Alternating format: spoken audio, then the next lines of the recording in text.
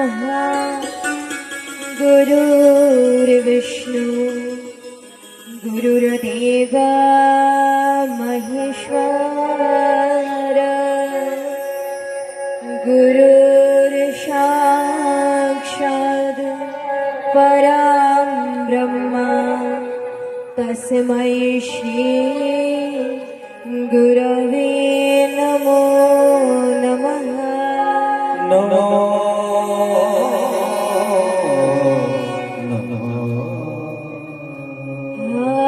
कृष्ण करुणा सिंधु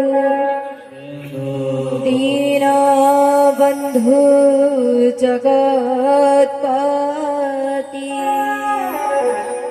गोपेश गोपिका Kanto Radha Kanto नमोस्तुते। भक्त कंचन गौरंगी राधे वृंदावनेश्वरी वृषभानुसुते देवी नमामि श्रीहरिप्रिये।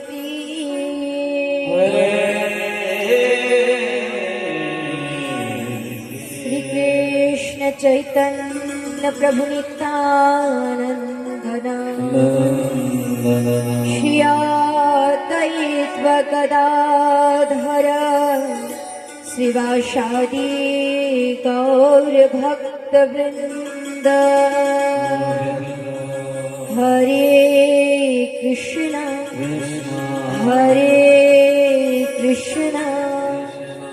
कृष्ण कृष्ण हरे हरे हरे राम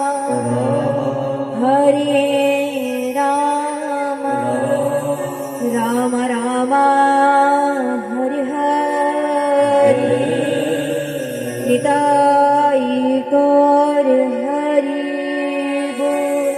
बोले श्री वेद व्यास महाराज की श्री सुखदेव जी महाराज की श्री राधे। कथा बंदने विराजमान समस्त साधुगुरु वैष्णव कोटि कोटि प्रणाम। उपस्थित समस्त ठाकुर भक्तদেরকে विनम्र व आदरणीय प्रणाम। व्यासपीठ उपस्थित पूजनीय पंडित जी तानाके प्रणाम। अथवा संगीत उपस्थित आमार बड़ भाई व गुरुजन रूपे तानादेরকে प्रणाम।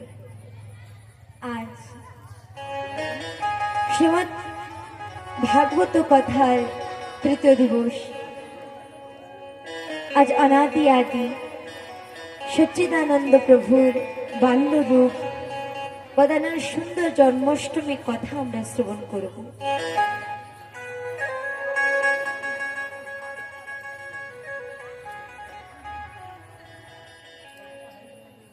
আমি দেখছি মায়েরা খুবই সুন্দর হলুদ বস্ত্র পরেছে বা বাবারাও অনেকে পরেছে, অর্থাৎ তারা কথা কি পালন করছেন। তাই আজ আমাদের কথায় প্রবেশ করার আগে প্রথমে ভক্তি মহারানীকে জাগৃত করতে হবে। আর ভক্তি মহারানী কিভাবে আমাদের মধ্যে প্রবেশ করে জানেন? যখন আমরা ভক্তমাল চরিত্র কথা শ্রবণ করি। তাই আসুন দিব্যময়ী ভক্তমাল চরিত্র কথায় আমরা প্রবেশ করি।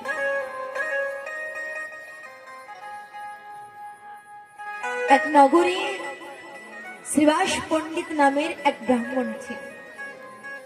তার পুত্র ছিলেন রঘুনন্দন। শ্রীবাস পণ্ডিত তিনি অনেক বছর পূর্বেই শ্রী গিরধারী গোপালের সেবা করছেন। আর গোপালের কি নাম রেখেছেন? গোপী নাম। এখানে আমাদের ঘরে তো গোপাল আছে, প্রত্যেক ঘরে। আমরা অবশ্যই গোপাল নিয়ে আসি, কিন্তু তার সেবা জানি না। মাইয়া, আপনি এত দেব দেবী দেখেছেন, 33 কোটি ভগবান, কিন্তু কোন ভগবানের কি বাল্য রূপের পুজো করা হয়? করা হয়? কিন্তু একমাত্র আমাদের ভগবান শ্রীকৃষ্ণ গোবিন্দর কিন্তু বাল্য রূপে অর্থাৎ গোপাল রূপে সেবা হয়। তিনি প্রত্যেকটি ভক্তের কাছে থেকে মা যশোদার মতন প্রেম পাওয়ার জন্য এসেছেন। তিনি এসেছেন মা দেবকী তার মতন প্রেম নিতে। আর আমরা কি করছি? গোপাল অবশ্যই নিয়ে আসছি, কিন্তু তার কে কিভাবে সেবা করতে হয়, যত্ন করতে হয় আমরা কেউই জানি না।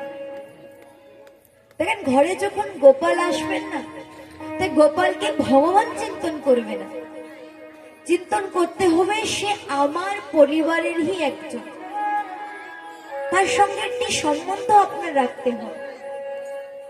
শ্রীবাস পণ্ডিত না, তিনি গোপীনাথের সেবা করতেন। গ্রামীণ কিছু বিশেষ কর্ম ছিল, তাই চিন্তায় পড়ে আছে যে আমি যদি চলে যাই তাহলে আমার গোপীনাথের সেবা কে করবে? ছোট্ট গোপাল, তাকে নিত্য ভোগ দিতে হয়, বাল ভোগ, মধ্যাহ্ন ভোগ। দেখেন আমরা কি করি? 2 বারই তো পুজো দিই, সকাল আর বিকাল। কিন্তু আমাদের গৌড়িয়া সম্প্রদায় বৈষ্ণব তত্ত্বে টোটাল আমরা 8 থেকে 3 বার বা 4 বার আমাদের পূজা হয়। সকাল বেলায় আমাদের প্রভুকে বাল ভোগ দেওয়া হয়, তারপরে আমাদের প্রভুকে শৃঙ্গার ভোগ দিতে হয়, তারপরে দুপুরে মধ্যাহ্ন ভোগ দিতে হয়, তারপরে বিকেলে ঠাকুরকে আমাদের শীতল ভোগ দিতে হয়, আর রাত্রে আমাদের শয়ন দিতে হয়। একটি শিশুর যেমন সেবা, ঠিক গোপাল, যে শিশু তার একটু ঘন ঘন খিদে পায়, তেমনই গোপাল। শ্রীবাস পণ্ডিত চিন্তায় আছে যে আমি যদি চলে যাই তাহলে গোপীনাথের সেবা কে করবে? 5 বা 5.5 বছরের ছিলেন তার পুত্র রঘুনন্দন। রঘুনন্দন বললেন, বাবা আমি তো বিশেষ কিছু জানি না, কিন্তু আপনি নিশ্চিন্ত হয়ে যান গ্রামের কর্মের জন্য, আমি গোপীনাথের সেবার দায়িত্ব নেব। এই কদিন গোপীনাথের সেবার দায়িত্ব আমাকে দিয়ে যাও। বাবা চিন্তন করছে, ছোট্ট শিশু কিভাবে সে গোপীনাথের সেবা করবে, কিন্তু তারপরেও গোপীনাথের ভার রঘুনন্দনের হাতে দিয়ে বাবা আজ চলে গিয়েছে। রঘুনন্দন চিন্তন করছে যে বাবা তো নিত্য প্রতি গোপীনাথকে সুন্দর সুন্দর প্রসাদী দেয়, ভোগ লাগায়, আমি তো ছোট্ট শিশু, কিছুই জানি না, কিন্তু আজ আমি নিজেই আমার ছোট্ট গোপীনাথের জন্য সুন্দর প্রসাদ তৈরি করব। আর ছোট্ট গোপীনাথের জন্য আমাদের ছোট্ট রঘুনন্দন তিনি নিজ হাত দিয়ে প্রসাদ তৈরি করেছেন।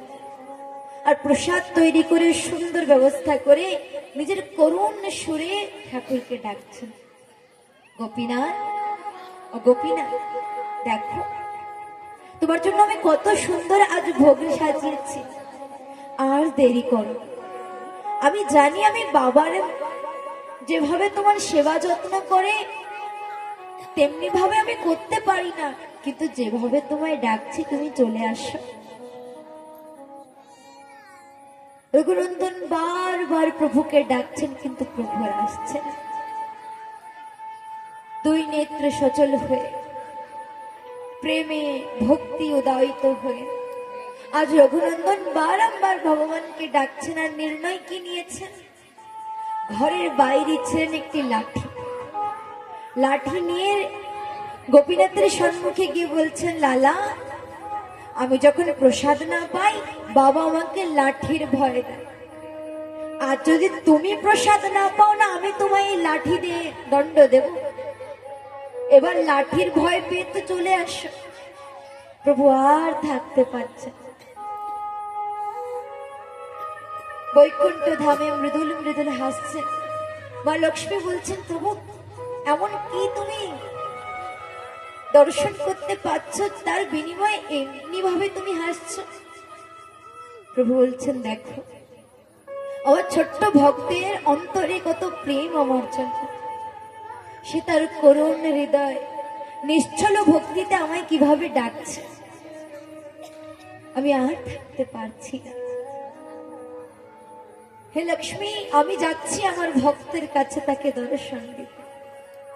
আর ছোট্ট রঘুনন্দনের করুণ ডাকে অন্তর্যামী ভগবান তিনি প্রকট হয়েছেন। রঘুনন্দন বলছেন, গোপীনাথ তুমি এত বিলম্ব কেন করেছ? তুমি জানো না আমি ছোট্ট শিশু, ক্ষুধার যন্ত্রণা কি সহ্য করতে পারি? আগামী দিন থেকে না তুমি কিন্তু ঠিক সময় আসবে। যদি সময় মতন আসো তাহলেই তুমি প্রসাদ পাবে, না হলে কিন্তু না খেয়ে তোমার দিন যাবে। প্রভু বলছেন, একটু ব্যস্ত ছিলাম তো, কিন্তু আর চিন্তা নাই, আমি আগামী দিন থেকে তুমি যখনই ডাকবে তখন থেকে চলে আসবে। দেখেন ভক্তের প্রেম কেমন। ভক্তের প্রেম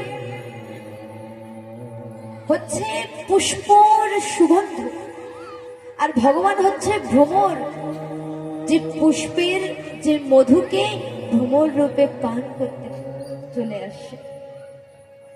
দেখবেন একটি পুষ্প যখন মধু ঝরে না, ভ্রমর যেখানেই থাকবে অবশ্যই পুষ্পের কাছে চলে আসবে মধু পান করতে। তেমনিই ভগবান। আর ছোট্ট রঘুনন্দন প্রভুকে প্রসাদ খাওয়াচ্ছে। প্রভু এত মন দিয়ে প্রাণ দিয়ে প্রসাদ পাচ্ছে যে কিঞ্চিত মাত্রার প্রসাদ আর শেষ রাখি। প্রভু চলে গিয়েছেন প্রসাদ দিয়ে। এবার কিছু সময় পরেই বাবা ঘরে ফিরেছে শ্রীবাস পণ্ডিত। শ্রীবাস পণ্ডিত যখনই ফিরেছে রঘুনন্দনকে বলছেন, বাবা দাও অতি শীঘ্রে প্রসাদটা আমায় দাও। রঘুনন্দন বলছেন, প্রসাদ? বাবা জানো, আজ না গোপীনাথ সব প্রসাদ পেয়ে নিয়েছে। হয় অনেক দিন ধরে না সে ক্ষুধায় ছিল, আজ যখনই পেয়েছে জানো কিভাবে পাচ্ছিল। বাবা চিন্তন করছে, ছোট্ট শিশু, হয় বন্ধু বান্ধব নিয়ে এসেছে আর প্রসাদ পেয়ে নিয়েছে। বাবার কিছু বলে। এভাবে কয়েকটা দিন যাচ্ছে। বাবা কি নিত্য প্রতি বলছে যে গোপীনাথ প্রসাদ পেয়ে যায়, আমার জন্য রাখেন। একদিন বাবা মনে মনে চিন্তন করছে যে সত্যি গোপীনাথকে সত্যি প্রসাদ পায় রঘুনন্দনের হাতে। আমার সন্তানকে এমন শিক্ষা তো দিইনি যে নিরন্তর মিথ্যা কথা বলবে। আজ আর আমি গ্রামের কর্মের জন্য যাব, আজ ঘরের আড়ালে লুকিয়ে দেখবো বাস্তবিকটা। বাবা তিনি গ্রামের কর্মে আর যায়নি, মন্দিরের পিছনে লুকিয়ে দাঁড়িয়ে আছে যে আজ আমি প্রমাণের সহিত দেখব যে সত্যি রঘুনন্দন সত্য কথা বলে না মিথ্যা কথা বলে। রঘুনন্দন জানতে পায় গোপালের নাড়ু বড় প্রিয়, আর সুন্দর নাড়ু তৈরি করেছে, আর নাড়ু তৈরি করে ডাকছে, ও গোপীনাথ, গোপীনাথ দেখো তোমার জন্য আমি কত সুন্দর নাড়ু তৈরি করেছি লালা। আমি জানতে পাই নাড়ু নাকি তোমার অত্যন্ত প্রিয়। আজ না তুমি একা একা পাবে, আজ আমরা দুইজন একসঙ্গে পাবো। দেখো আর বিলম্ব করবে না, অতি শীঘ্রই চলে আসো। প্রভু এসেছেন ভক্তের হাতের নাড়ু পাওয়ার জন্য। আজ ভক্তর ভগবানের কেমন মিলন হয়েছে দেখেন। প্রভুও নাড়ু পাচ্ছে আর রঘুনন্দনও নাড়ু পাচ্ছে। এমন সময় না একটি নাড়ু অত্যন্ত ভালো স্বাদ, সেই এঠো নাড়ু ভগবানের সম্মুখে তুলে ধরে বলছেন, গোপীনাথ দেখো দেখো লালা, এইটা কত সুন্দর হয়েছে, এইটা পাও। যখনই ভক্তের এঠো নাড়ু প্রভুর সম্মুখে পায় না, ভগবানের অন্তর হৃদয়ঙ্গিত হয়ে দুইটি নেত্র সজল হয়ে অশ্রু ধারা প্রবাহিত করছে। এমন সময় ছোট্ট রঘুনন্দন নাড়ুটা রেখে প্রভুর চরণে পড়ে ক্ষমা চাচ্ছেন। গোপীনাথ, আমায় ক্ষমা করে দাও, আমার এঁঠো নাড়ু তোমার কাছে দিয়েছি, তুমি তো ভগবান, হয় আমার এঁঠো নাড়ু সম্মুখে পেয়ে তুমি কষ্ট পেয়েছ, আমি আর দেব না। তখন প্রভু জানেন কি বলছে, যে রঘুনন্দন, আমি ভক্তকে এত দিয়েছি কিন্তু তারা আমাকে কিঞ্চিত মাত্রারও দিতে পারে না। আমি তাদের খেতে এত সুন্দর ফসলে দিই, কখনো এক মুষ্টি ফসলের সুন্দর প্রসাদই আমায় দেয় না। তাদেরকে নিরন্তর কর্ম করতে দিচ্ছি, ইনকাম করতে দিচ্ছি, কখনো সেই পরিশ্রমের কিঞ্চিত মাত্রার ধন আমার সেবার জন্য সে দেয়। কিন্তু তোমার এত নিঃস্বার্থ প্রেম যে তুমি তোমার অংশটা আমায় দিয়ে দিয়েছ। জানো ভক্ত, আমি ভগবান অবশ্যই, কিন্তু আমি নিজেই বলি ভক্ত যদি দেয় তাহলে আমি পাই, আর ভক্ত যদি আমায় না দেয় আমি সারাদিনই উপবাসী। আমার ভক্ত যদি আমায় কিছু না দেন, আমার সারাদিন না খেয়ে আসে আসে অপেক্ষায় চলেছে। আর তুমি বলো, যে ঘরের মালিক, সেই মালিক যদি না খেয়ে থাকে তাহলে ঘরের সদস্য কিভাবে সুখী থাকবে?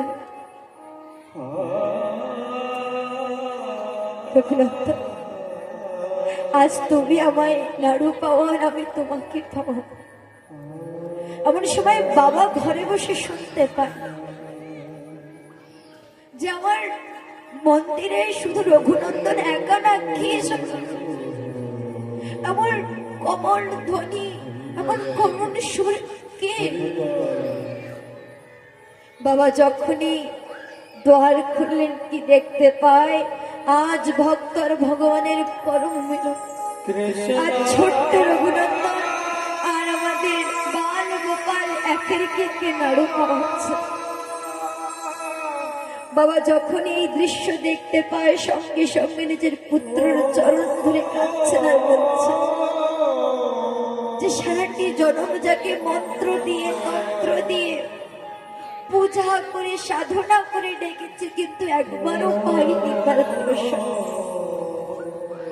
কিন্তু হে পুত্র, তুমি মন্ত্র জানো না, তন্ত্র জানো না, কিঞ্চিত মাত্রার ভক্তিও তুমি জানো না, কিন্তু আজ আমার পিতা হওয়া জীবনে সার্থক যে তোমার মতন সন্তান আমার গৃহে।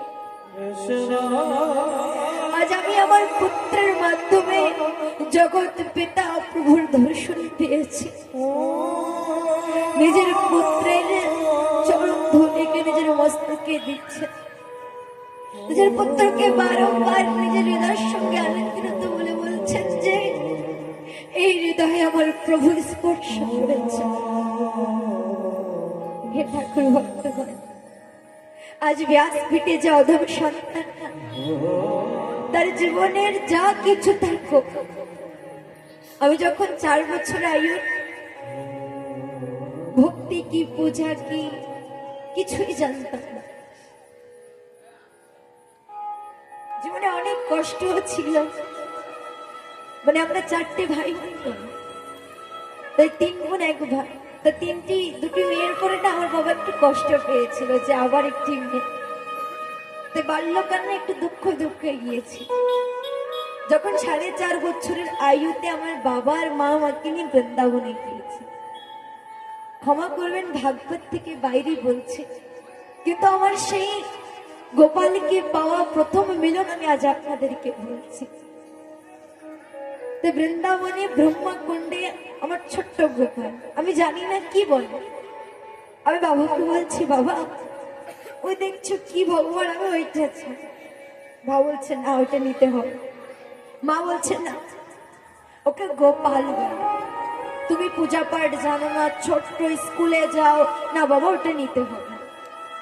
কিন্তু একদম মন আর মানছে না। বাবার কাছে গিয়ে কাঁদছে, বলছি বাবা কিছুই তো চাই না, আজ প্রথমবার কিছু চেয়েছি, আমায় দাও না গোপালে। তখন বাবা গোপাল কিনে দিয়েছে, কিন্তু মাকে বলেনি, লুকিয়ে গোপাল কিনে ব্যাগে রেখেছে। এবার মার একটু ব্যাগ ভারী হয়ে গিয়েছে।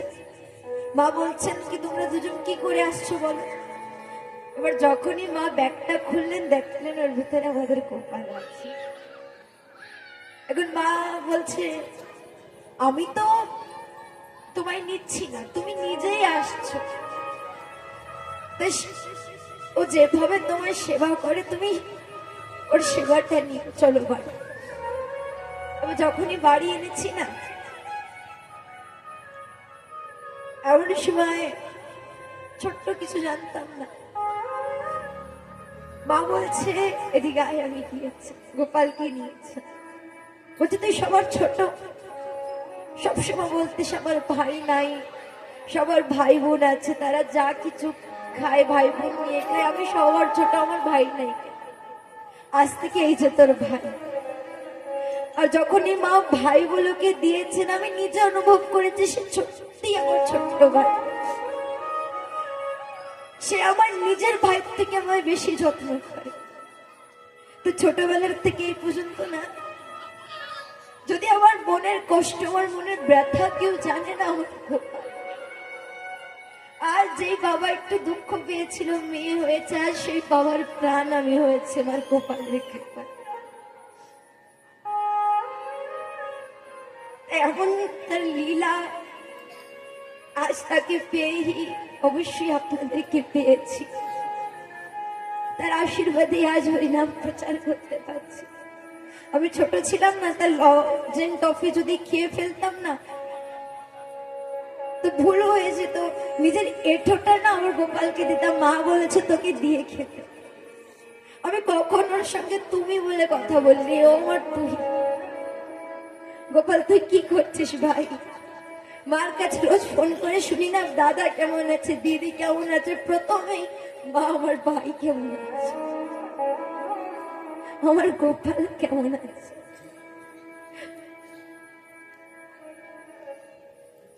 জীবনের পরম বন্ধু বলতে সে, ছোট্ট ভাই বলতে সে। মা বাবাকে ছেড়ে এসেছি, এত খারাপ লাগে না, ওকে ছেড়ে এসেছেন একটু বেশি, তার কথা চিন্তা না। আজ সুদীর্ঘময় ভক্ত চরিত্র, যেমন রঘুনন্দনের জীবনে ভগবানের কৃপা, তেমনি অধম দাসের পরে আমার গোপালের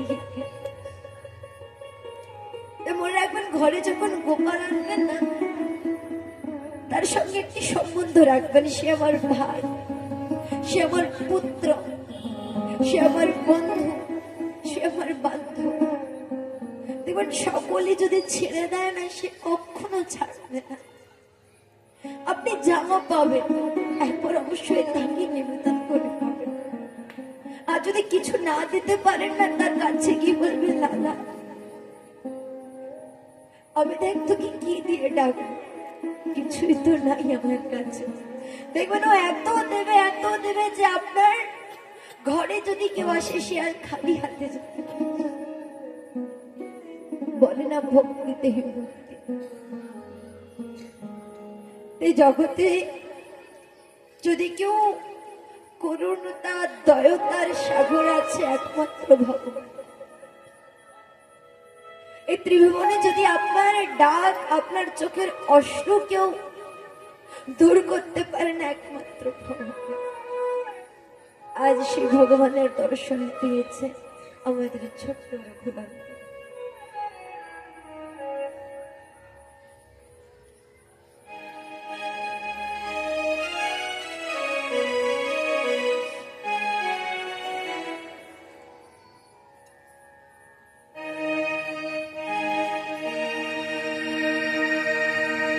পৃথিবী জুড়ে তো সুন্দর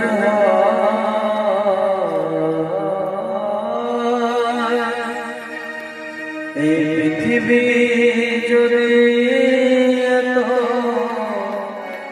সুন্দর দয়া তাহলে তুমি কত সুন্দর, ও দয়া তাহলে তুমি কত সুন্দর। এই পৃথিবী জুড়ে এত সুন্দর পৃথিবী জুড়ে এত সুন্দর তাহলে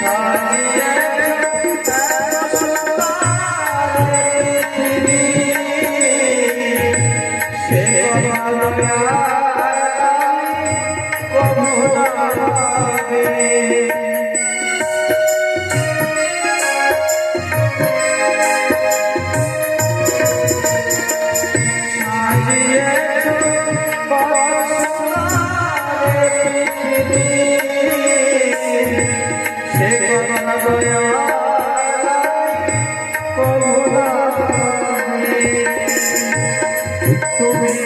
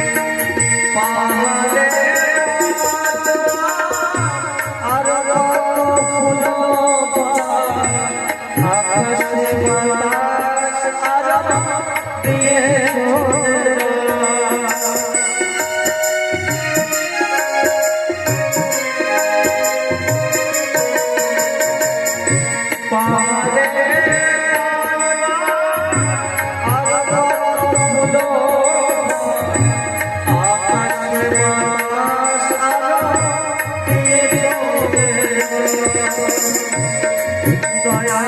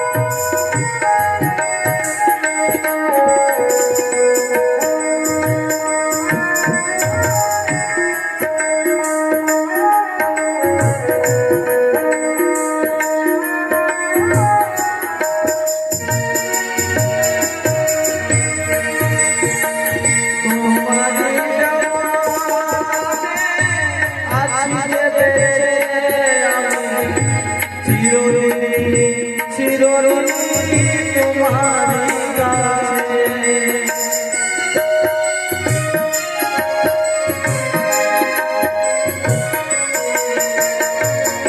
তোমারই আজকে বেঁচে আমি চিরদিন চিরদিন তোমারই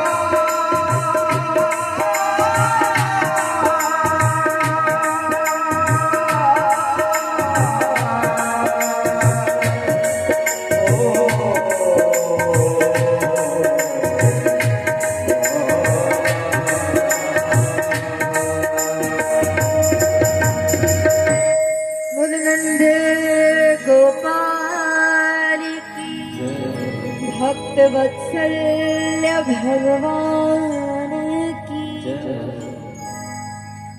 আসুন এবার সকলে প্রবেশ করি দিব্যময়ী শ্রীমদ্ ভাগবত অমৃত মহাসাগরে।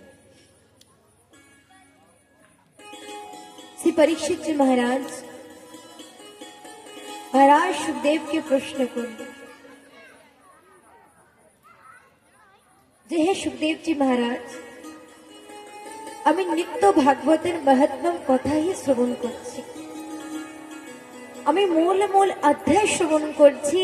এবার আপনি আমাকে এমন একটি দিব্য ভক্তর চরিত্র কথা শ্রবণ করা, যে কথা শ্রবণ করলে আমি মোক্ষ গতিকে যেন প্রাপ্ত করতে পারি, অথবা আমি যেন পূর্বে জন্মে ভক্তের ঘরে গিয়ে জন্মগ্রহণ করতে পারি। তখন শ্রী সুখদেব জি মহারাজ রাজা পরীক্ষিতকে প্রহ্লাদ চরিত্র শ্রবণ করাচ্ছেন। আজ প্রহ্লাদ চরিত্র কথা কেন শ্রবণ করতে হয়?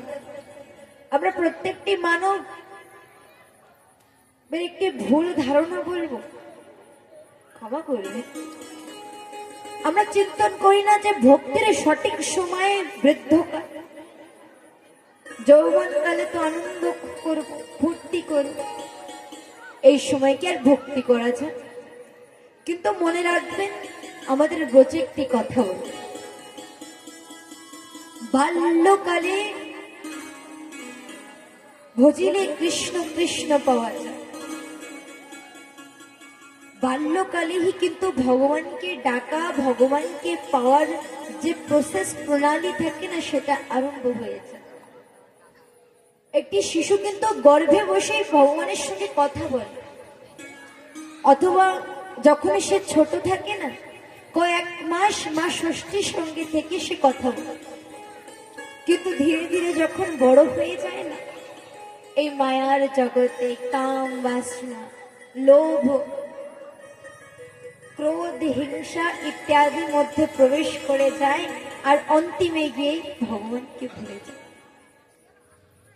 তা বলছেন বাল্যকালে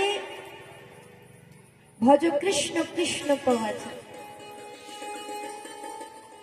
আর যৌবনকালে কেন ভজে?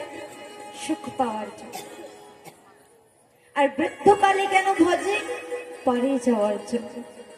তাই যৌবনকাল আর বৃদ্ধকাল এই দুইটি কালে কিন্তু একমাত্র ভগবানকে স্বার্থ নিয়ে ডাকা হয়। কিন্তু আমাদের যে শিশু অবস্থা না, বাল্যকাল, এই অবস্থা এমন একটি সময় যখন ভগবানকে বিনি স্বার্থে ডাকা যায়। তাই বিনি স্বার্থে নিশ্চল ভক্তিতে কে ডেকেছিলেন? ভক্ত শিরোমণি প্রহ্লাদ। প্রহ্লাদের পিতা ছিলেন, আপনারা কেউ জানেন না? মাইয়ারাই বেশি ট্যালেন্টেড দেখছি, বাবার একটু আছে কিন্তু একটু লজ্জা বেশি। কোনো ব্যাপার নাই, আমাদের প্রত্যেকটি ভক্ত আছে ব্রজবাসী। হিরণ্যকশ্যপ, হিরণ্যকশ্যপু তিনি তপ করতে চলে গিয়েছেন।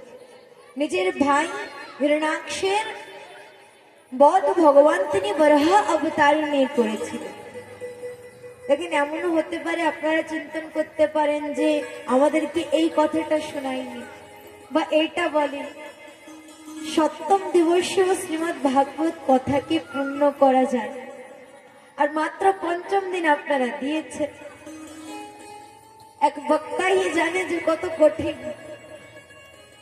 ভক্তদেরকে বোঝানোর জন্য এমন এমন অধ্যায় নিতে হয় না। যদি বিস্তার বলি তাহলে আর কৃষ্ণ জন্মাষ্টমীও পাবো না, রাধাষ্টমীও পাবো না। তাই বিস্তার সে বলা তো সম্ভব না, কিন্তু হ্যাঁ, মূল মূল রূপে আপনাদেরকে বলে আমি বুঝিয়ে দেব। আর যদি ইচ্ছা হয় যে পূর্ণ রূপে শ্রবণ করবো, তা আমরা যে ঘরে আছি না, অবশ্যই চলে যাব। ওইখানে গিয়ে অনেক সময় ফ্রি থাকি, তখন যত প্রশ্ন, মনের যত কথা না, কয়েক ঘন্টা আপনাদের জন্য। কিন্তু যতটুকু সময় কথাই থাকি না, ততটুকু সময় তো দেখেন আমার অনেক নিয়ম আছে, সেই সব নিয়ে চলতে হয়।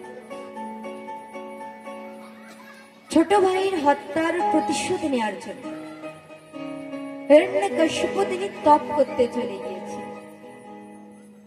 একটি বট বৃক্ষের তলায় যখনই তপ আরম্ভ করলেন, আর তপে এমন একটি প্রকাশ, এমন একটি শক্তি উৎপন্ন হয়েছে যে স্বর্গলোক, বৈকুণ্ঠ লোক, পাতাল লোক, ত্রিলোক সকলকে কাঁপাচ্ছে, কম্পনিত হচ্ছে। এমন সময় সমস্ত দেব দেবী গিয়েছেন ব্রহ্মাদেবের কাছে। এখন ভগবানকে কিন্তু একবার ডেকে পাওয়া যায় না। ভগবান বলছেন, দুই দেবকে আদেশ করেছেন যে আপনারা সুন্দর পাখি রূপে যান, আর যে বৃক্ষের সম্মুখে হিরণ্যকশ্যপু তপ করছেন সেখানে গিয়ে বারবার তপকে ভঙ্গ করে দিয়ে আসো। দুইটি পাখি গিয়েছে, আর যখনই হিরণ্যকশ্যপু তপ আরম্ভ করছেন, দুই পাখি উচ্চারণ করছেন রাম নাম কৃষ্ণ নাম, রাম নাম কৃষ্ণ নাম। আর আদেশ করছেন এক পাখি আর এক পাখিকে, যে জানো পাখি, রাম নাম নিতে হয়, কৃষ্ণ নাম নিতে হয়, শত মার্গ শত সঙ্গ করতে হয়। এখন জীবনে কিন্তু সৎসঙ্গের অনেক প্রভাব। আমাদের তুলসীদাস গোস্বামীও তিনি বলেছেন, বিনু সৎসঙ্গ বিবেক না হো, রাম কৃপা বিনু সুলভ না। কিভাবে বলছেন তিনি তেনার চপাইতে, बिनु सत्संग विवेक न होई, राम कृपा बिनु सुलभ न सोई।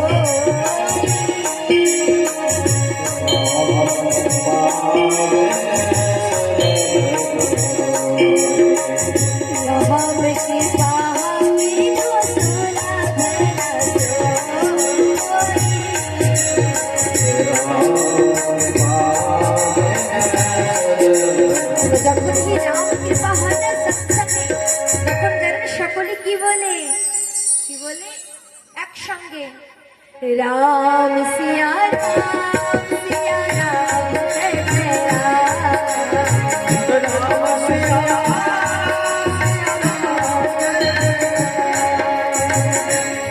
আজ প্রমাণ পাওয়া যাবে যে আমাদের মাইকের সাউন্ড বেশি না ভক্তের কণ্ঠের প্রভুর জন্য ডাক উচ্চস্বর বেশি। একবার আপনারা বিনা সাউন্ডে রাম সিয়া রাম জয় জয় রাম। মাইয়ারাই যেতে পারবে। একবার বাবারা আপনারা রাম সিয়া রাম জয় জয় রাম।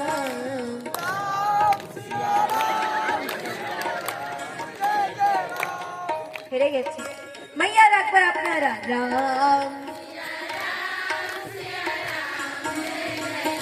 এবং সকলে একসঙ্গে রাম সিয়া রাম জয় জয় রাম।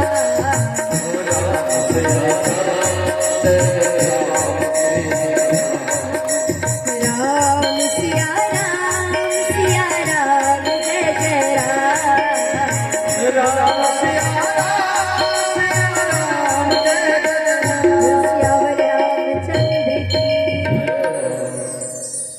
মাইয়ারাই জিতছেন। আর মাত্র 2টি দিনই আছে, এবার দেখা যাবে কি বিশ্রাম দিবসে ফাইনাল রেজাল্টটা কে পায়, গোল্ড মেডেল কে পায়। খুবই সুন্দর। দেখেন ব্রজে বলে যো করে শরম উসকে ফুটে করম।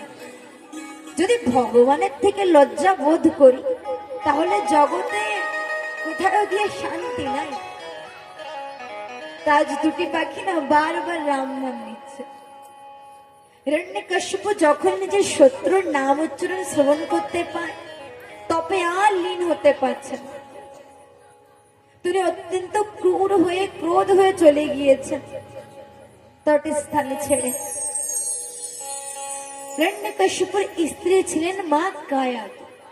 তিনি বললেন যে প্রিয় আপনি চলে এসেছেন। তো বলছেন জানো দেবী, আমি যে বৃক্ষের সম্মুখে তবে লীন হয়েছিলাম ওই বৃক্ষের তলে না 2টি পাখি বারংবার আমার শত্রুর নাম উচ্চারণ করছে। আচ্ছা আপনার শত্রুর নাম কি? বলছে ওই তো রাম রাম রাম নারায়ণ নারায়ণ শ্রী হরি শ্রী হরি। এবার কয়েকবার মা কায়াদু হিরণ্যকশিপুর মুখ দিয়ে রাম নাম উচ্চারণ করিয়েছে। তারপর মা কায়াদুর হিরণ্যকশিপুর মিলনের পশ্চাৎ মা কায়াদু তিনি গর্ভবতী হয়েছে। পুনরায় হিরণ্যকশিপু এবার নির্ণয় নিয়েছে আর তপের থেকে কিছুতেই আমি প্রভু আশীর্বাদ বিনা ঘরে ফিরব। তিনি চলে গিয়েছেন তপ করতে। এবার তপ আরম্ভ করেছে কার? ভগবান ব্রহ্মদেব। এমন কঠিন তপ, কয়েক যুগ যুগ ধরে প্রত্যেক শরীরে উলি পোকার ডিপ হয়ে গিয়েছে। একমাত্র নিজের শরীরের যে হাড় থাকে না তার আশ্রয় নিয়ে দাঁড়িয়ে ওম ব্রহ্মদেবতায় নমো নমঃ তপ। সেই তপ থেকে এমন একটি জ্যোতি, এমন একটি অগ্নি প্রকট হয়েছে যে চরাচর জগৎকে জ্বালাচ্ছে। সমস্ত দেবী দেবতা গিয়েছেন ভগবান ব্রহ্মদেবের কাছে যে নাথ এবার আপনি দর্শন দেন, না হলে আর পৃথিবী থাকবে না, পৃথিবীতে প্রলয় আরম্ভ হয়ে যাবে। তখন সাক্ষাৎ ভগবান ব্রহ্মদেব তিনি হিরণ্যকশিপুকে দর্শন। হিরণ্যকশিপু যখনই ভগবান ব্রহ্মদেবের দর্শন পায় নতমস্তক হয়ে প্রণাম ও দণ্ডবাদ জানায়। প্রভু বলছেন চাও পুত্র বরং বহি, তুমি কি বর চাও? হিরণ্যকশিপু বলছে প্রভু আমি অমর বর চাই, আমায় এমন একটি বর দাও যে বর পেয়ে আমি যেন মৃত্যুকে স্পর্শ না করতে পারি। ভগবান ব্রহ্মা তিনি বলছেন এই জগতে যে জন্ম নিয়েছে জীব, তার অবশ্যই জন্ম আর মৃত্যু আছে। ভগবানও যদি লীলা করতে আসে, তার লীলা শেষ করার পরে তানারও ধরাধাম ছেড়ে যেতে হবে। এই বল আমি তোমায় দিতে পারি। এমন সময় হিরণ্যকশ্যপু ক্রোধিত হয়ে গিয়েছে, যে এত কঠিন তপ করেছি তোমার জন্য, আজ তুমি তোমার ভক্তকে কষ্ট দিচ্ছ। ব্রহ্মদেব চিন্তন করছেন যে এই জগতে এমনি আমার ভক্ত নাই, আমার একটু কমই পুজো পাঠ হয়, আর যদি এমন একটি ভক্তকে কষ্ট দিই তাহলে তো আর জগতে আমার নামও চিহ্ন থাকবে।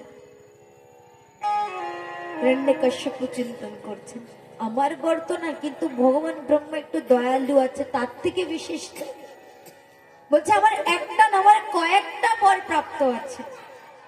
ব্রহ্মদেব বলছে বলো কি চাই? আমার প্রথম বর না অস্ত্র না শস্ত্র, না দিন না রাত, না দেব না অসুর, না নর না নারী, না বাইরে না ভিতরে, না উপরে না নিচে, কিছুতেই আমাকে যেন মৃত্যু স্পর্শ না করতে পারে। ভগবান বললেন তথাস্তু। যখনই বরটা পেয়েছেন হিরণ্যকশ্যপু তো এবার নিজেকে নিজে ভগবান চিন্তন করছে। রাজ্যে যত মন্দির আছে, ভগবানের প্রতিমা আছে, ভেঙে চুরমার করেছে, আর সকলকে আদেশ করেছে যে আমার শত্রুর নাম উচ্চারণ যে করবে তাকে মৃত্যুদণ্ড হবে। আজ থেকে তোমাদের ভগবান বলতে আমি। তাই ভগবান ব্রহ্মদেব না একটু ত্রিদেবের মধ্যে একটু দয়ালুতা একটু বেশি আছে। তাই ঘটনা হয়েছিল, এক ভক্ত সে চিন্তন করছে যে সকলেই ভগবান মহেশ্বরকে ডাকে, নারায়ণকে ডাকে, ইন্দ্রদেবকে ডাকে, ব্রহ্মাদেবকে তো এমন কেউ ডাকে না, তাই এবার আমি তানাকে ডাকবো। এবার যখনই সে ব্রহ্মদেবের উপাসনা করেছেন, ব্রহ্মদেব দর্শন দিয়েছে, বলছেন চাও পুত্র তুমি কি বলছো?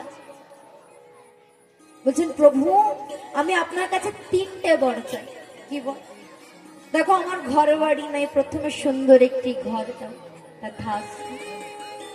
প্রভু ঘর বাড়ি দিয়েছো, এবার সুন্দর একটি স্ত্রী দাও, বিবাহ করবো। আর আমার অন্তিম বর প্রভু, আমি যখন তোমায় ডাকবো তখন তুমি আসবে, আমি যা চাবো তুমি তাই দেবে। ভগবান বললেন তথাস্তু। এবার মহারাজ কি হয়েছে? খেতে বসতে ঘুমাতে উঠতে হে ভগবান ব্রহ্মদেব প্রকট হ। ভগবান প্রকট হতেন, বলো কি চাও? প্রভু এত সুন্দর স্ত্রী দিয়েছ, তার দিয়ে আর ঘর বাড়ি পরিষ্কার করার ইচ্ছা হচ্ছে, এবার আমার ঘর বাড়ি পরিষ্কার করে দাও।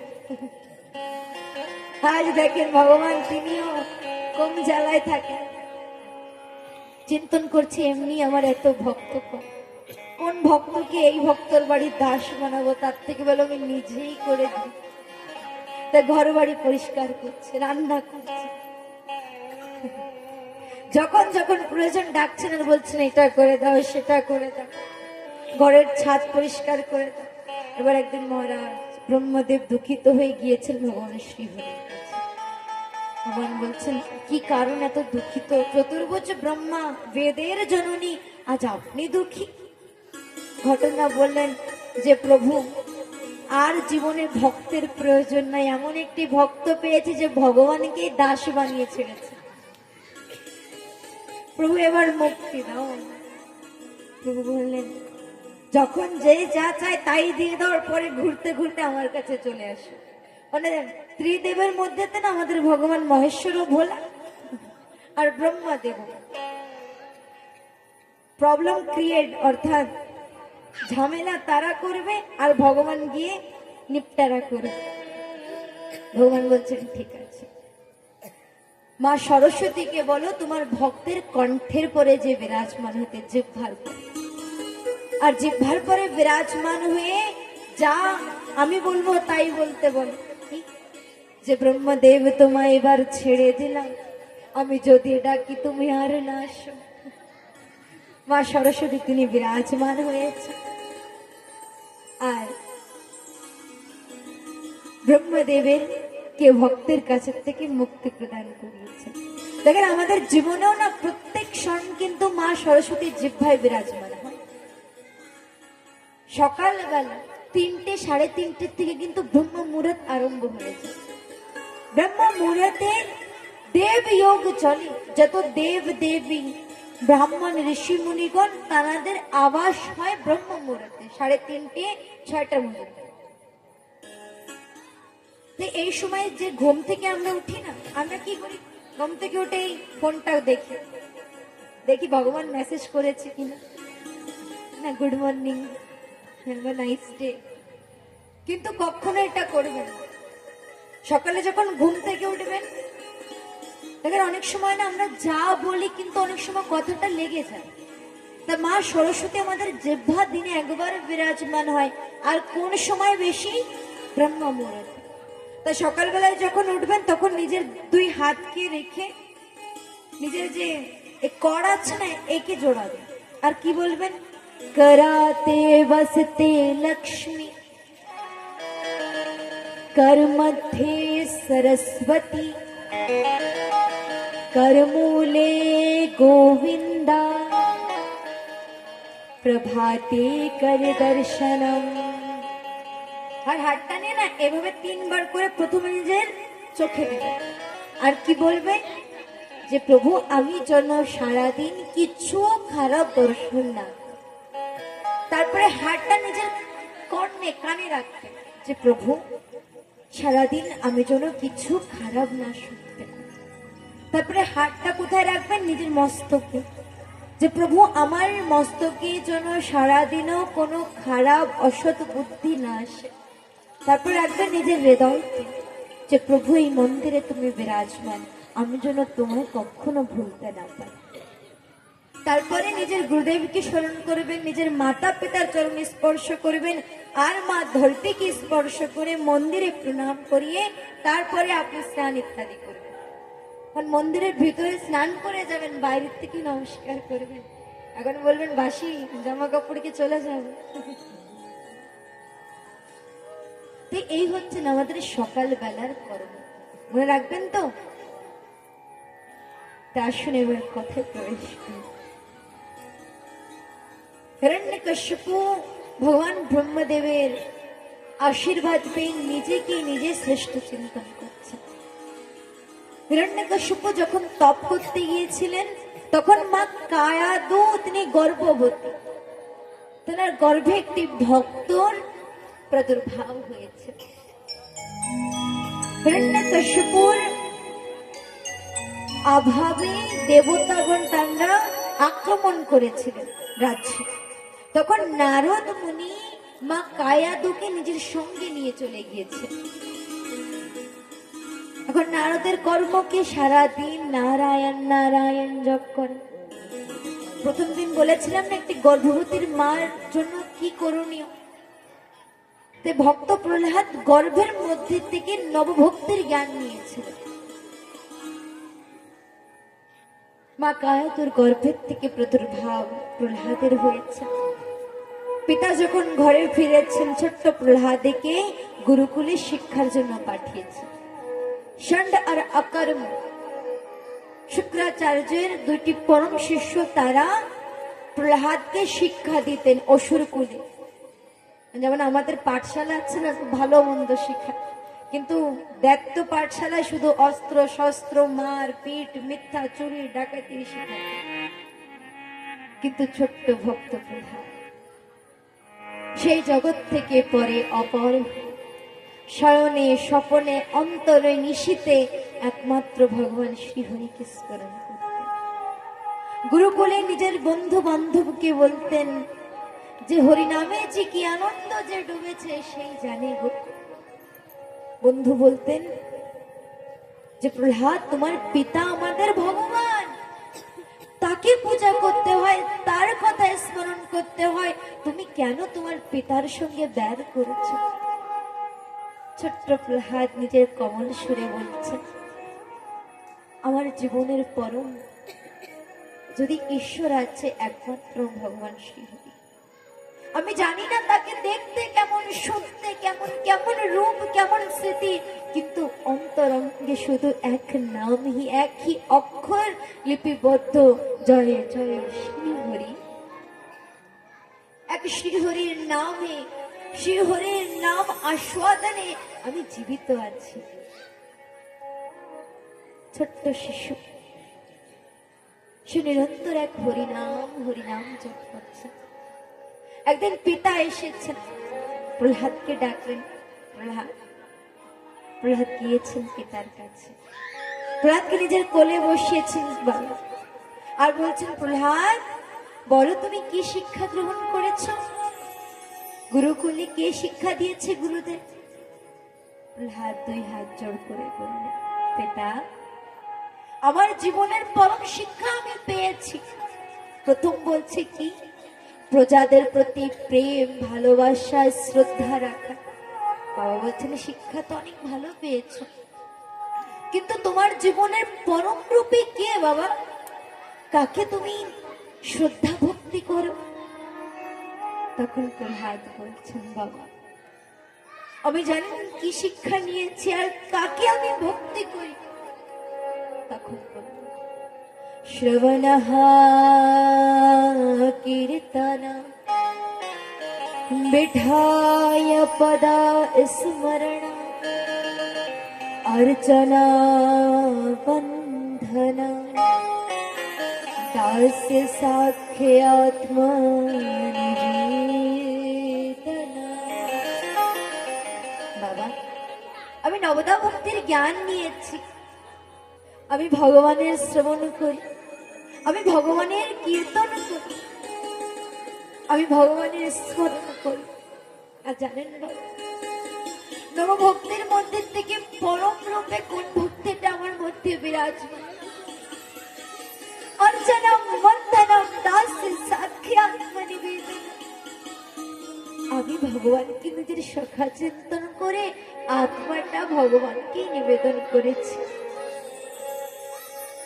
বাবা যখনই ভক্তের মুখ দিয়ে ভগবানের কথা শুনতে পায়, নিজের পুত্রকে জোর করে মাটিতে ছুঁড়িয়ে ফেলে আর বললেন, দুষ্ট, অত্যাচারী, দুরাচারী, অধর্মী, এত প্রেম, এত ভালোবাসা তোর প্রতি, তোকে গুরুকুলে শিক্ষা দিয়েছি অসুর কুলের, আর তুই আমার শত্রুর নাম উচ্চারণ করছিস। ধিক্কার তোর মতন পুত্র।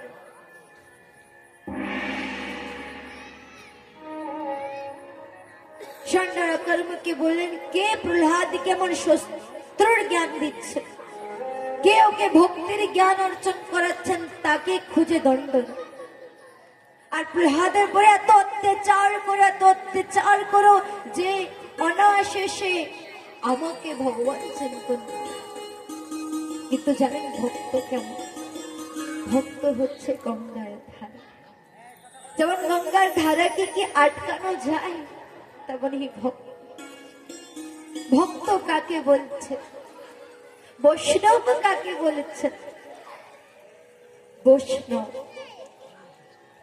যে মানবকে বশ করতে পারে তার প্রেম দিয়ে, তার ভক্তি দিয়ে, তার ব্যবহার দিয়ে, সেই বৈষ্ণব। শুধু পরের হাতেরটা না খেলে ছুঁড়ো না, ধরো না, এসো না, এর অর্থাৎ কি বৈষ্ণব? মীরাবাই ভক্তিমতী যদি বিষকে অমৃত চিন্তন করে পান করে মুক্তি পায়, তাহলে বৈষ্ণব কি অভক্তির হাতের প্রসাদ পেয়ে মুক্তি পাবে না? অহল্যা যদি পাষাণ হয়ে প্রভুর অপেক্ষায় থাকে, বৈষ্ণব কি পাবে? বৈষ্ণব কাকে বলছে? ভক্ত কাকে বলছে? যেমন গঙ্গা, যমুনা, সরস্বতী, ত্রিবেণী সকলের জল গিয়ে সঙ্গমে মিশ্রিত হয়ে যায়, সাগরে মিশ্রিত হয়, কিন্তু সাগরে কি পরিবর্তন আসে? তেমনই ভক্ত, তার জীবনের চতুর্দিকে জ্বালা, যন্ত্রণা, দুঃখ, কষ্ট, অভাব, দরিদ্র আসবে, কিন্তু ভক্তের ললাহাটের হাসি যাবে, তার অন্তরঙ্গের প্রেম ভক্তি যাবে না, সেই কষ্ট। আর এমন পরম ভক্ত, পরম বৈষ্ণবের যদি জীবনে একবার দর্শন হয় না, তো চিন্তন করবেন এই জন্মের সমস্ত পাপ থেকে আপনি মুক্তি পেয়েছেন। আজ ভক্তের পরে বারংবার পিতা অত্যাচার করছে, কখনো বড় বড় পর্বত থেকে ফেলিয়ে দিচ্ছে, কখনো না খেয়ে কারাগারে বন্দী করে রাখছেন, কখনো বিষাক্ত সর্পের মধ্যে রাখছেন। মা কায়াদু নিরন্তর কাঁদছেন আর প্রহ্লাদকে বলছেন, বাবা কেন এত কষ্ট অত্যাচার সহ্য করছিস? তুই পুত্র হয়ে তো সহ্য করে নিতে পারছিস, শনি আশ্রয় হয়ে, কিন্তু আমি মা হয়ে যে আর সইতে পারছি না। যে পুত্রকে গর্ভে রেখেছি আমার ছোট্ট প্রহ্লাদের উপরে এত অত্যাচার, এরা কেমন পরীক্ষা নাও তুমি ভক্তে। আর প্রহ্লাদকে বলছেন যে বাবা এখনো সময় আছে নিজের পিতাকে ভগবান চিনতে। কিন্তু প্রহ্লাদ কিচ্ছুতেই মানছে না। আর নিজের মা কায়াদুকে ভক্তির শিক্ষা দিচ্ছেন যে মা, জন্ম নিলে মৃত্যু নিশ্চিত। আমরা প্রত্যেকটি জীব ভগবানের সন্তান। আমার পিতা তিনি সাংসারিক রূপে আমার পিতা, কিন্তু আন্তরিক বা আধ্যাত্মিক জগতের পিতা আমার ভগবান শ্রীহরি। আমার করুণাময় কৃপাময় করুণার সাগর প্রভু। त्वमेव माता च पिता त्वमेव बन्धु च सखा त्वमेव विद्या हि द्रविणं त्वमेव सर्वं मम देव देव। তিনি আমার পরম নাথ। এবার পিতা কি নির্ণয় নিয়েছে যে এভাবে প্রহ্লাদকে কিছুতেই হরিনাম থেকে বঞ্চিত করা যাবে না। তখন নিজের বোন হোলিকাকে বলছে, হোলিকা এবার তুমি তোমার ভাইয়ের এই দুঃখের নিবারণ করো। তোমাকে অগ্নিদেব আশীর্বাদ সহিত বরে দিয়েছিলেন যে কখনো অগ্নি তোমায় স্পর্শ করবে।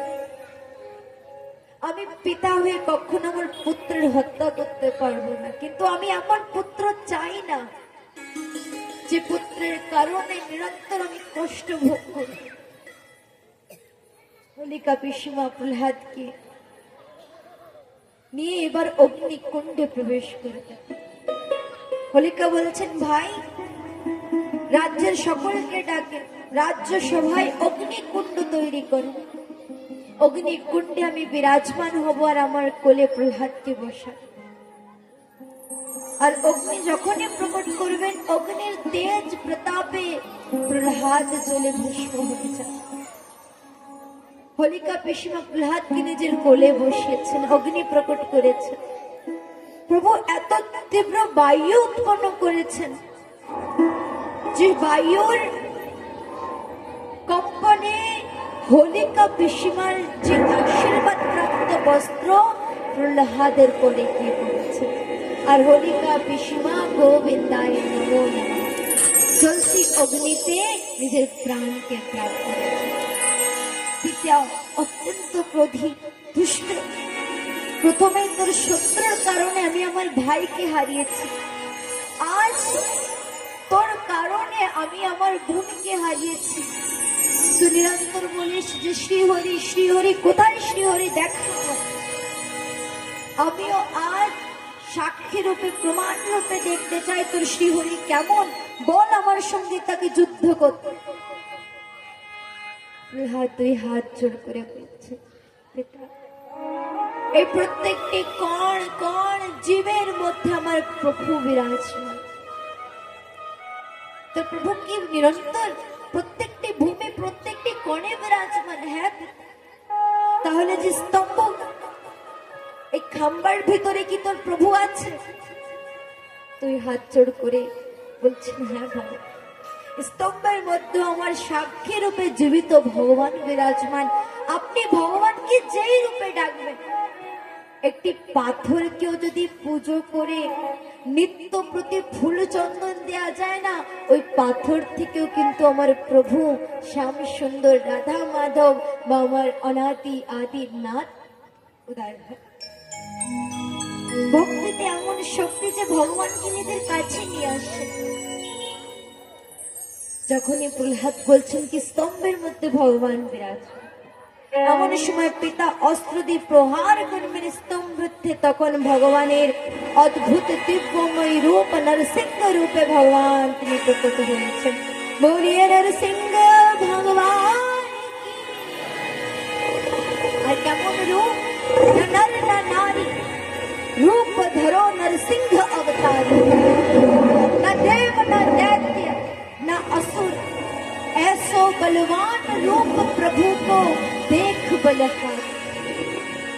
অত্যন্ত ক্রোধ, নেত্র দুটি লাল, বিশাল পর্বতের মতন আকার, হাজারো হাজারো সূর্যের রত্ন কিরণ প্রকাশিত। আর প্রভু তিনি প্রলয় আরম্ভ করছেন, হাহাকার আরম্ভ করছেন।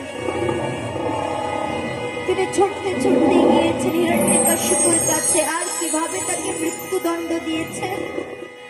না রাত না দিন, ভোর সন্ধ্যা, না বাইরে না ভিতরে, মধ্যে দ্বারে, না উপরে না নিচে নিজের জাঙ্ঘার পরে, না অস্ত্র না শস্ত্র নিজের নখ দিয়ে, না নর না নারী, না দেব না दैत्य, रूप धरो नरसिंह अवतार।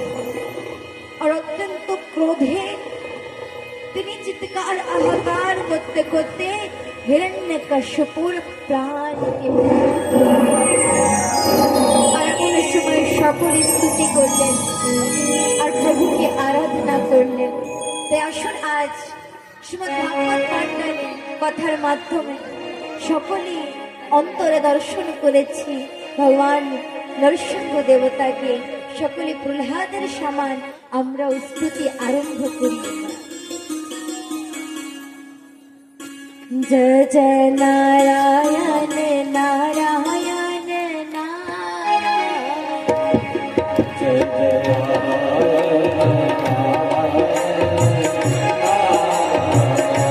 श्रीमन्नारायण नारायण नारायण,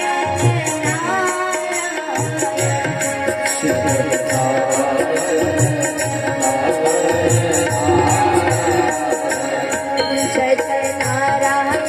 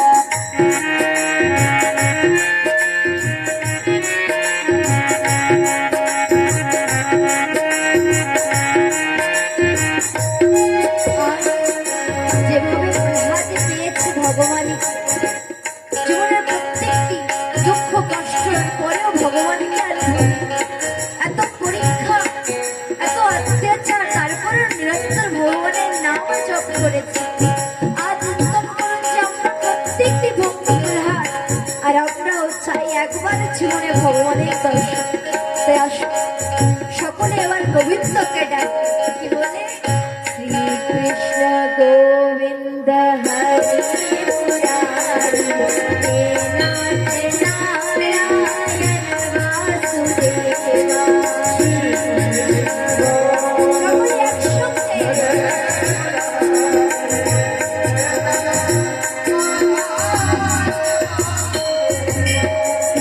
कृष्ण गोविंद हरि मुरारी, हे नाथ नारायण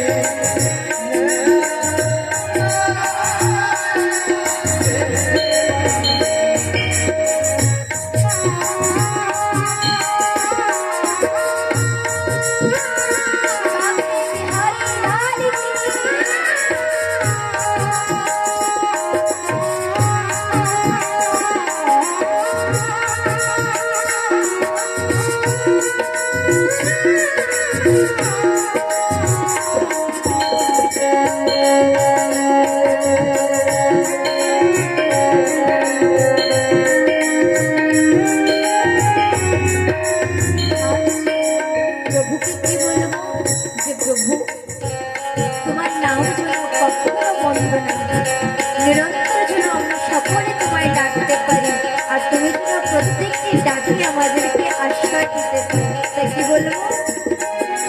গোবিন্দ মেরি यही प्रार्थना है। একসঙ্গে পা উঠবে। गोविंद मेरी यही प्रार्थना है। की प्रार्थना? भूलूं कभी ना ये नाम तेरा। भूलूं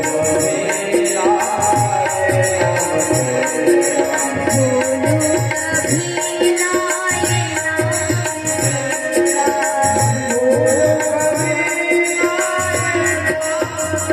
সকলে একসঙ্গে উচ্চ স্বরে কি বলবো? শ্রী কৃষ্ণ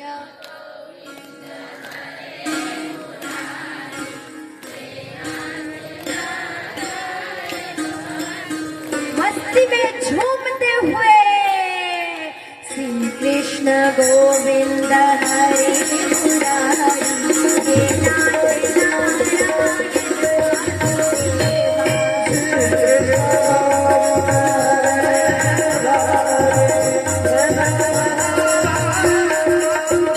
जय जय राधे कृष्ण राधे कृष्ण राधे कृष्ण राधे कृष्ण राधे कृष्ण राधे कृष्ण राधे कृष्ण राधे कृष्ण कृष्ण गोविंद हरे मुरारी हे नाथ नारायण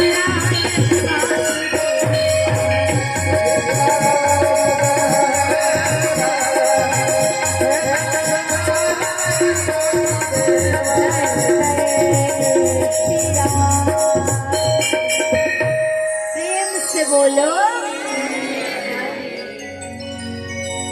आज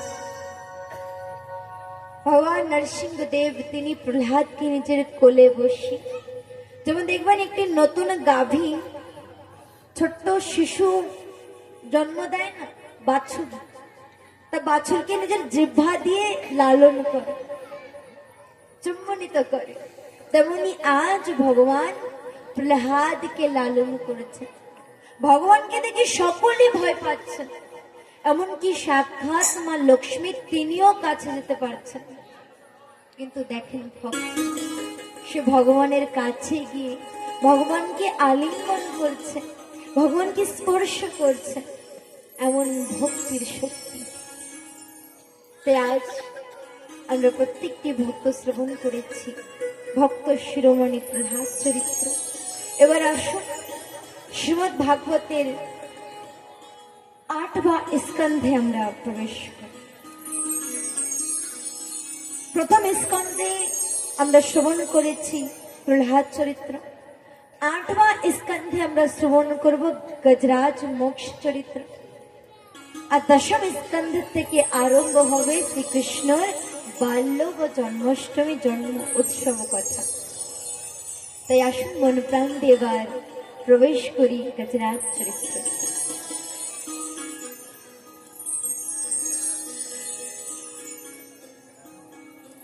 মন্দিরাচল পর্বতে একটি হাতির ঝুন্ড ছিল। সে হাতির ঝুন্ডের মুখিয়া কে ছিলেন? গজরাজ। গজরাজ তিনি এত বিশাল পরাক্রমী যোদ্ধা ছিলেন। আপনারা প্রায় দেখেছেন বনে কিন্তু সিংহ রাজা হয়, কিন্তু সেই জঙ্গলের রাজা ছিলেন গজরাজ। গজরাজের পরিবার বা তাদের ঝুন্ডের সে পরম মুখিয়া ছিলেন। সকলেই জঙ্গলের জীব জানোয়ার গজরাজকে অত্যন্ত স্নেহ করতে, সম্মান করতে। একবার গজরাজ নিজের স্ত্রীকে জিজ্ঞাসা করেন যে দেবী তুমি আমায় কত ভালোবাসো? গজরাজের স্ত্রী বললেন যে প্রিয়, তোমাকে আমি নিজের প্রাণ থেকে বেশি ভালোবাসি। আহা, এত প্রেম আমার জন্য অন্তরে। তারপরে গজরাজ নিজের পুত্র পুত্রের কাছে জিজ্ঞাসা করে যে তোমাদের জন্য আমার প্রতি কেমন শ্রদ্ধা। বলছেন বাবা, আমাদের জীবনের মান সম্মান ভালোবাসা একমাত্র আপনি। প্রত্যেকটি নগরবাসী বন্ধু বান্ধবের কাছে জিজ্ঞাসা করছেন যে তোমাদের জন্য আমি কি? বলছে বহুমূল্য রত্নের সমান। একদিন গজরাজ সকলকে নিয়ে গিয়েছেন সরোবরে স্নান। সরোবরে স্নান করছেন আর জল ক্রীড়া আরম্ভ হয়েছে। দেখবেন যখন অনেক বন্ধু বান্ধব সকলে স্নান করেন না, জলের ভিতরে একটু বেশি আনন্দ পাওয়া যায়। আপনাদের এখানে তো ঘরে ঘরে আছে সরোবর, পুকুর, কিন্তু আমাদের নৈনিতালে বা বৃন্দাবনে কুণ্ড আছে, আর সাক্ষাৎ মা যমুনা আছে, এই পুকুর টুকুর কমই আছে। আর এমন একটি জায়গা যেখানে তো টাওয়ারও নেই, ঘরে ঘরে পুকুর আছে কিন্তু জিওর টাওয়ার নেই।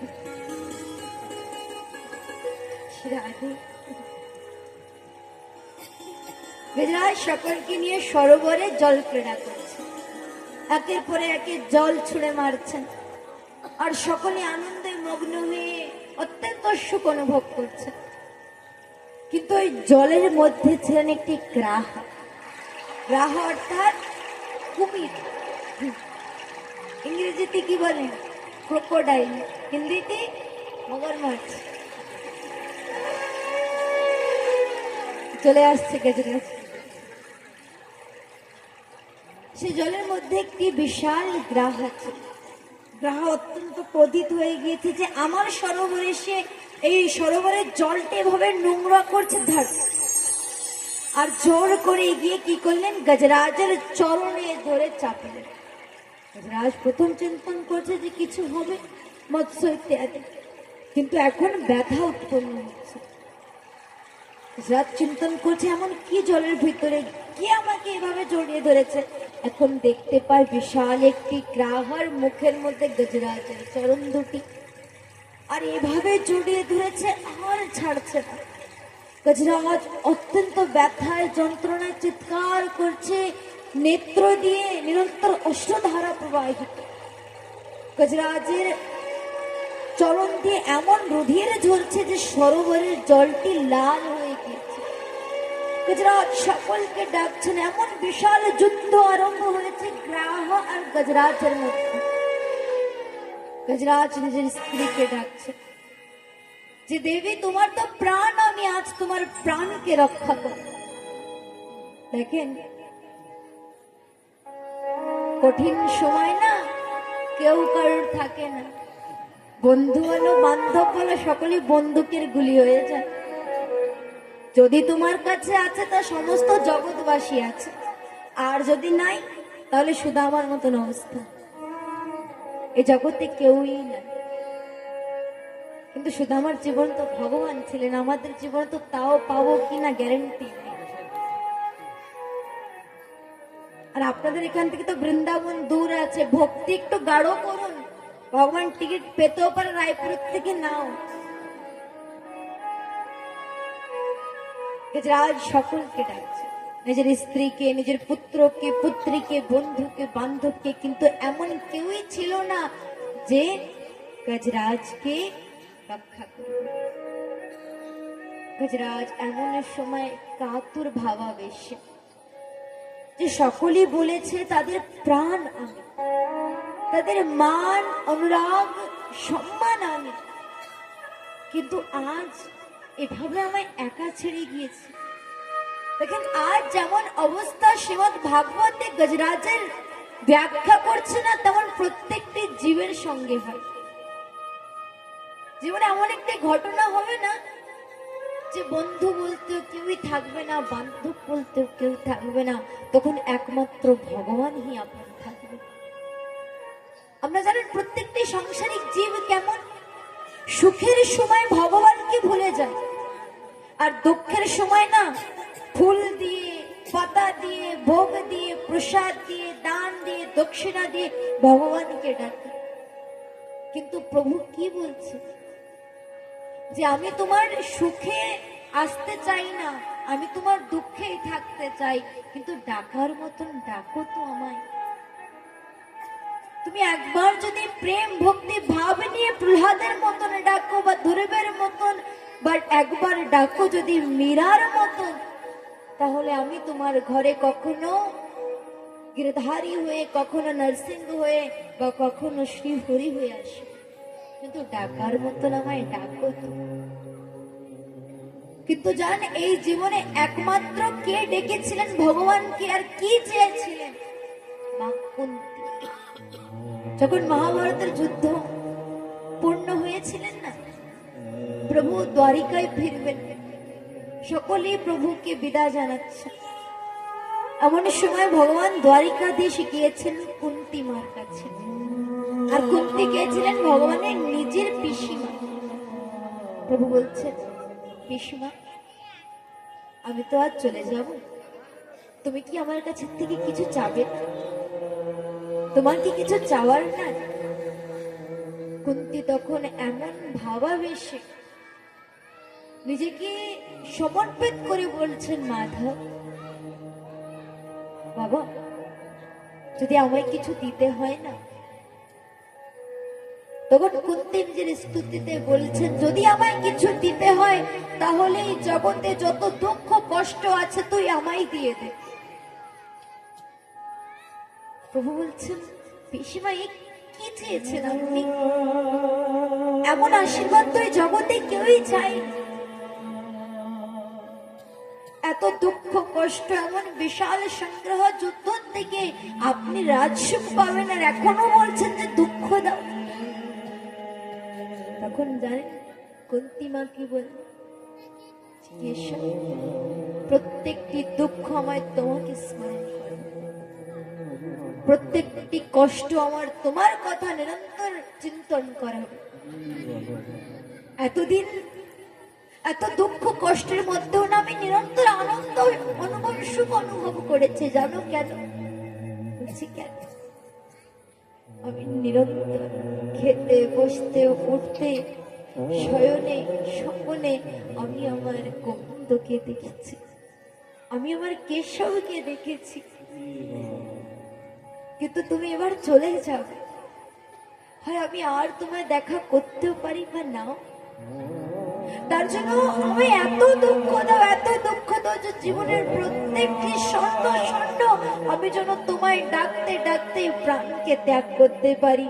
তুমি ছাড়া যেন এক প্রহারের নিঃশ্বাস আমি না নিতে পারি। একে বলে ভক্তি, একে বলে সমর্পণ, একে বলে ভাব। আমরা কি চাই ভগবানের কাছে? টাকা দাও, পয়সা দাও, সুখ দাও, শান্তি। কখনো কি বলি যে না প্রভু, একবার তুমি আমার হয়ে যাও না? যেভাবে কৃপা প্রহ্লাদের পরে করেছ, যেভাবে ধ্রুবের পরে করেছ, যেভাবে মীরা, যেভাবে অহল্যা, যেভাবে শবরীর পরে করেছ, একবার করো প্রভু। এই অধম অনাথ দাসের পরে একবার কৃপা করো। তুমি আমার হয়ে যাও আর আমি তোমার হয়ে যাই, এই বিনয় আর আমি কিচ্ছুই চাই। কখনো কি বলি? আর জানেন গুজরাট, দেখছেন এই জগতে কেউ আমার আপন, সকলে শুধু স্বার্থ, মায়া, মমতা নিয়ে জগৎ। কিন্তু যখন কঠিনের সময় তখন কেউ সকলে দেব দেবী, এমনকি এরাবত হাতি নিয়ে ইন্দ্র ভগবান তিনি উপস্থিত হয়েছে যে একবারে কাতুর বেশে গজরাজ আমায় ডাকবেন, সঙ্গে সঙ্গে গিয়ে তাকে মুক্তি প্রদান।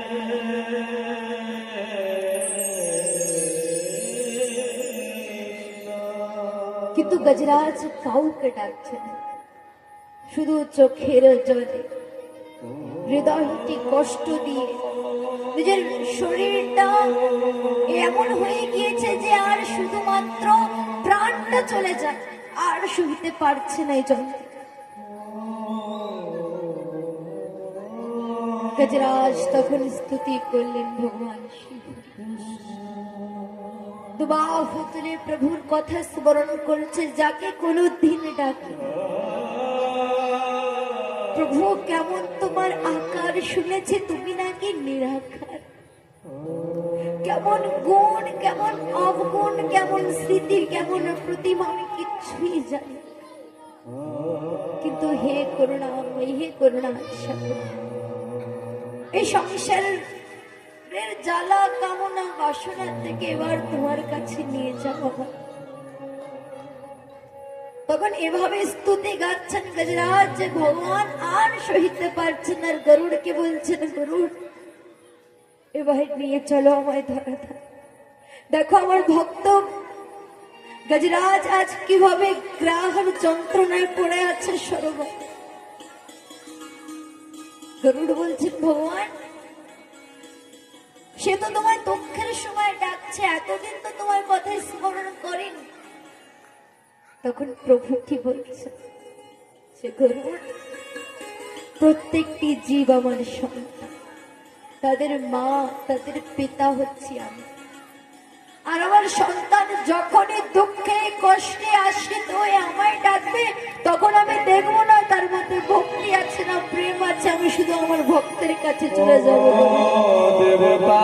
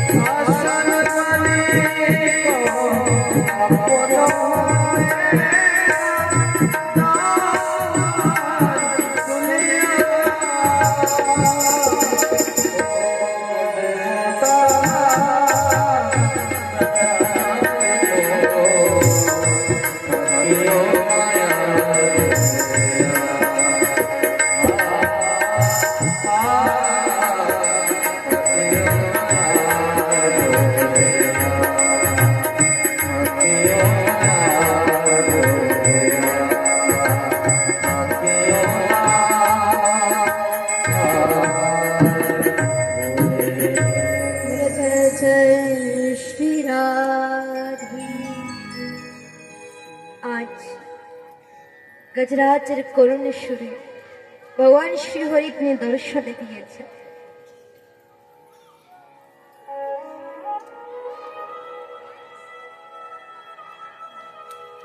এমন সময় গজরাজ সরোবরের একটি পদ্ম পুষ্প নিয়ে ভগবানের স্তুতি সমাপ্ত করে ভগবানের চরণ কমলে আত্মনিবেদন করল। নারায়ণ খিলে গুরু বন্দে নমস্তুতে, ওম নমো ভগবতে বাসুদেব। প্রথমে ভগবান তিনি মোক্ষ প্রদান করিয়েছেন গ্রাহ, তারপরে গজরাজ। আজ ভগবানের দুইটি ভক্ত গজরাজ আর গ্রাহ তারা মোক্ষ গতি প্রদান করল। শ্রীমদ্ ভাগবতে বর্ণন করেছেন শ্রী বেদ ব্যাস মহারাজ তিনি, যদি মানব জীবনে একবার গজরাজ বা গজরাজ উপাখ্যান কথা শ্রবণ করে, যেভাবে গজরাজকে মোক্ষ গতি প্রদান হয়েছে তেমনি ভক্তের তাজ গজরাজ চরিত্র কথা আমরা সকলেই শ্রবণ করেছি। এবার আসুন প্রবেশ করি অনন্ত কোটি বিশ্ব ব্রহ্মাণ্ডের মালিকের অন্তর্ময়ী লীলা কথা। শ্রীমদ্ ভাগবতে বর্ণন করেছেন দশম স্কন্ধ থেকে ভগবান শ্রীকৃষ্ণের বাল্য কথা। বিশেষ করে আগামী দিন জানেন কি আছে, আজ ঠাকুর জন্ম নেবে আর আগামী দিন বিবাহ করবে। এখন কলিযুগ তো একটু জলদি জলদি বড় হয়ে গেছে। আপনারা এত ভালোবেসেছেন, এত ভালো ভালো প্রসাদ দিয়েছেন, আজ বাল গোপাল বড় হয়ে গেছে।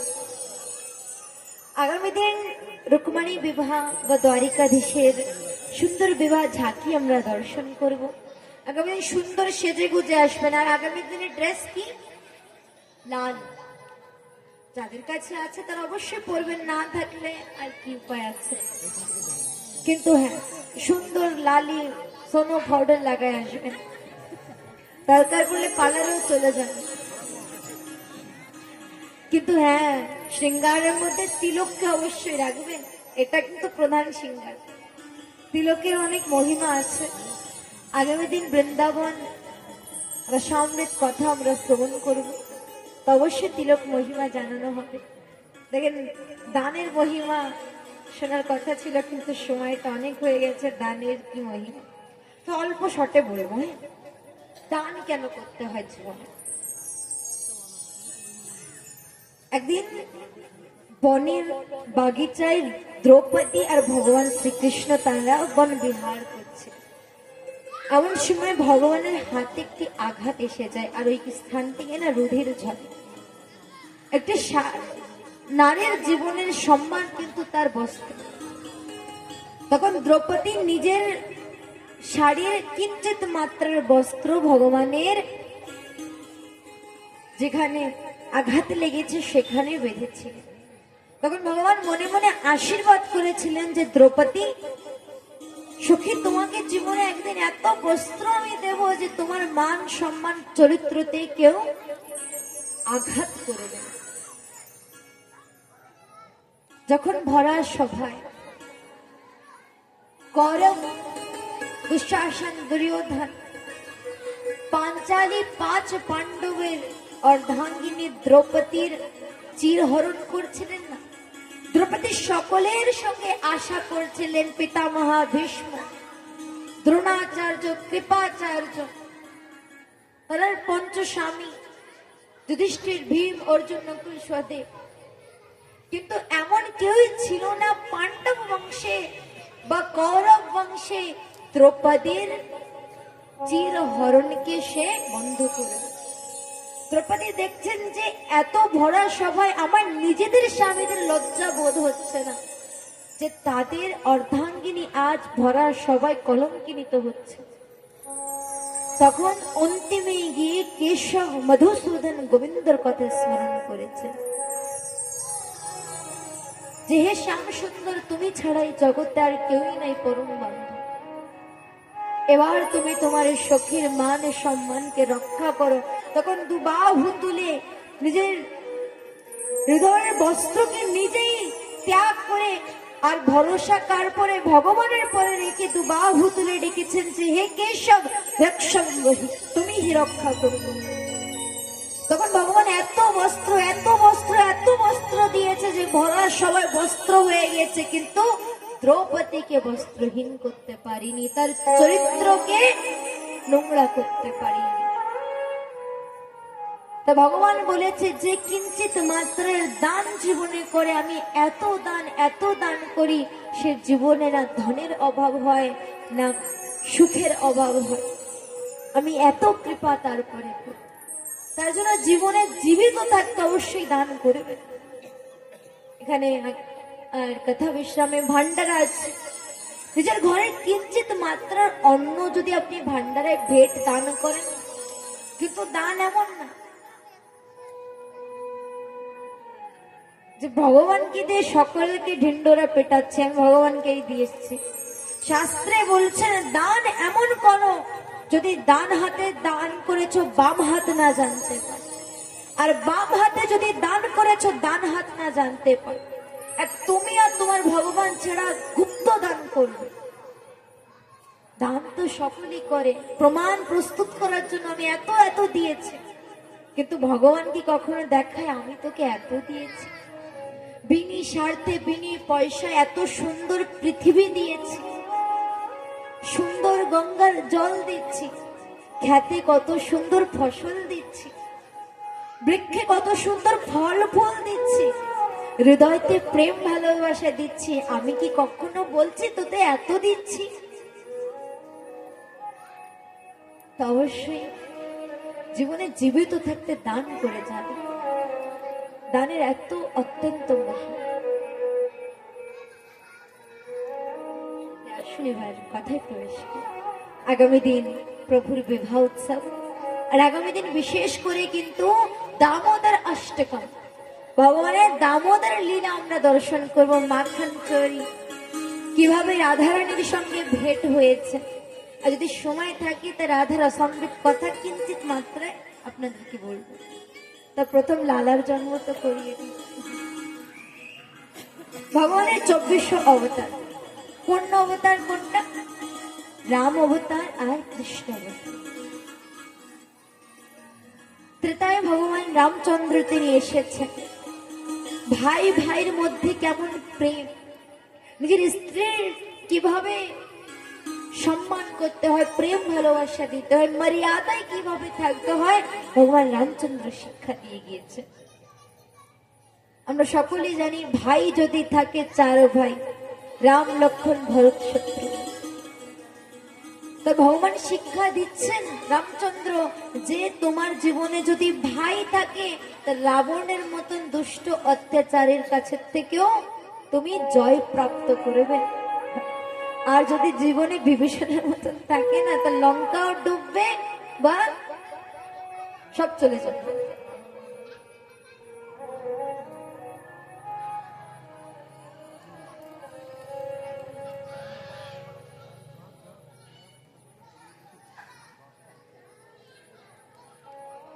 তাই ভগবান রামচন্দ্র তিনি এসেছেন।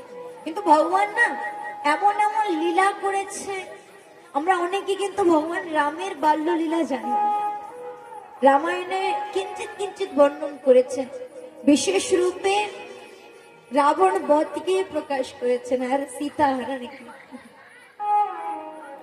কিন্তু ভক্তরা বলেছেন প্রভু তোমার বাল্য রূপে রসবাদন করতে চাই। তখন ভগবান বলেছেন যে আমি দাপারে আসবো কৃষ্ণ রূপে আর ঘরে ঘরে লীলা করব। তাই আজ দাপার যুগে এই সুন্দর ত্রিভুবনে বালকৃষ্ণ তিনি আসবে তার মধুর রূপে। মথুরাপুরীতে উগ্রসেন রাজার পুত্র